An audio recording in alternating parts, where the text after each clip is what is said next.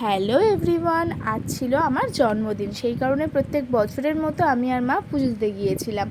আর জানো তো, এই মন্দিরটা আমার কাছে ম্যাজিক মন্দির মনে হয়। কারণ আমার মনটা যখন খারাপ থাকে, আমি এখানে এসে 5 মিনিট বসলেই না আমার মনের সবটা খারাপ লাগা টোটালটাই কোথায় নিমিষে ভ্যানিশ হয়ে যায় আর কি। তোর জন্য আমার না এটাকে ম্যাজিক মন্দিরই মনে হয়। তো যাই হোক, আমি যেতে যেতে দেখলাম যে পুজোটা আরম্ভ হয়ে গেছে।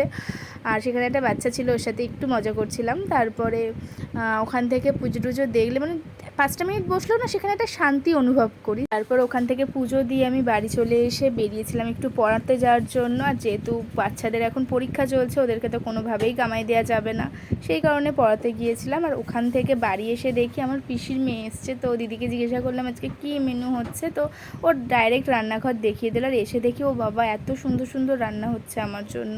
ওর আর কি সেই যে রান্না হয়েছিল সেই দিয়ে আমি খেতে বসলাম। চলো দেখা হচ্ছে নেক্সট পার্টে, টাটা।